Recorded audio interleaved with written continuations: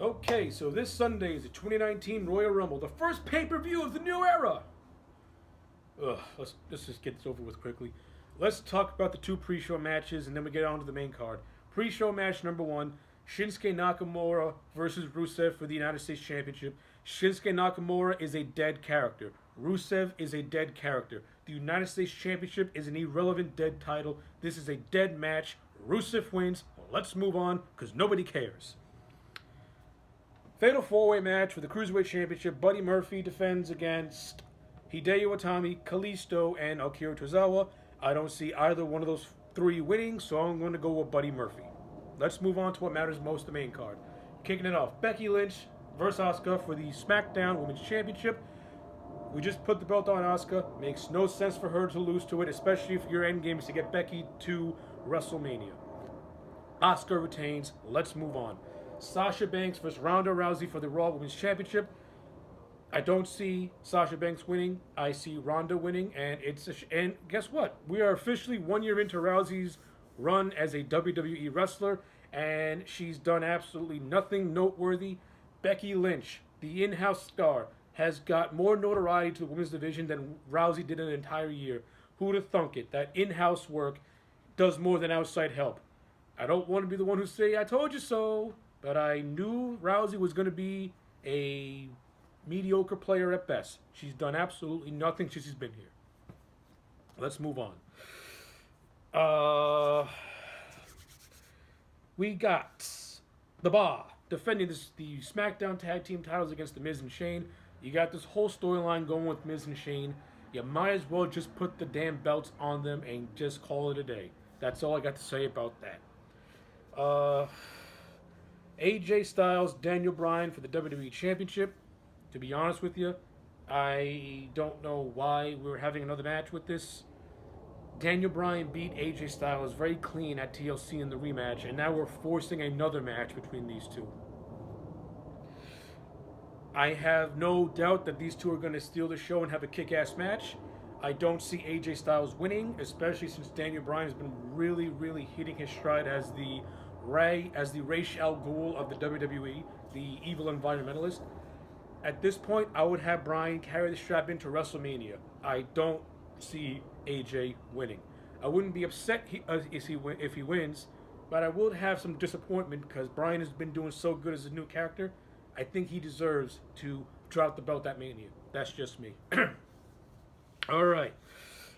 Finn Balor versus Brock Lesnar for the Universal Championship. We all know that this is supposed to be Braun, but since Braun Strowman decided to fuck up on his promo and expose himself for being useless on the microphone and pretty much confirming the fact that all the luster he had is now gone.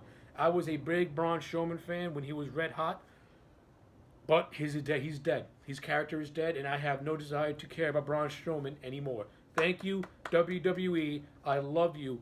Once again, you clearly show that you know how to produce young talent like Braun Strowman just to feed them and have them be completely fucking irrelevant. Yay! But we got Finn Balor versus Brock Lesnar. History shows that when Brock Lesnar faces a muscle-bound guy like himself, the matches aren't all that great. When Brock faces smaller guys, he ends up having pretty good matches. The Punk match, the Styles match, and the Bryan match. I don't see why this match with Balor should be any different than those three previous matches. I think these two are going to have a good match. I don't see Balor winning because I just don't see him winning.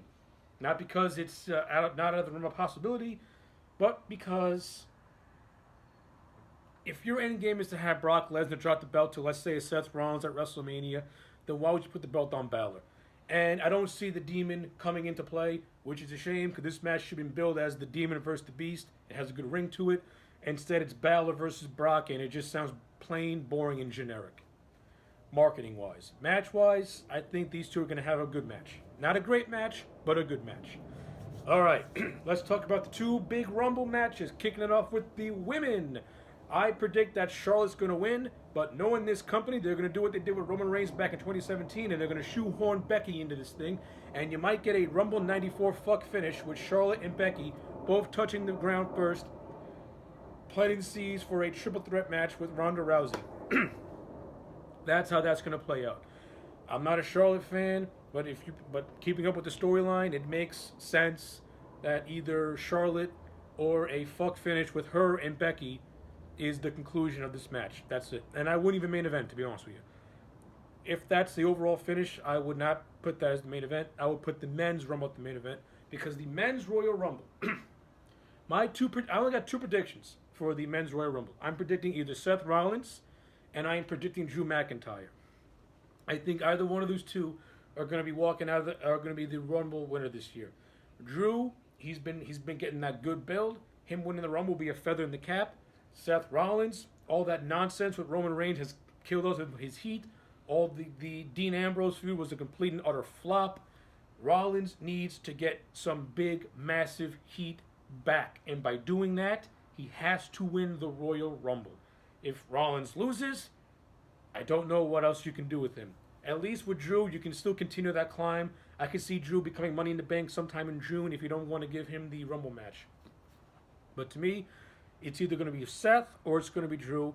And that's all I got to say about that. So, those are my predictions on the Royal Rumble 2019, the first pay-per-view of the new era. Can someone please in the comment sections tell me below what's so new about the new era? Because I don't see it. Anyway, let me know what your predictions are in the comment sections below. Like this video and subscribe, and I'll check you back next time for more.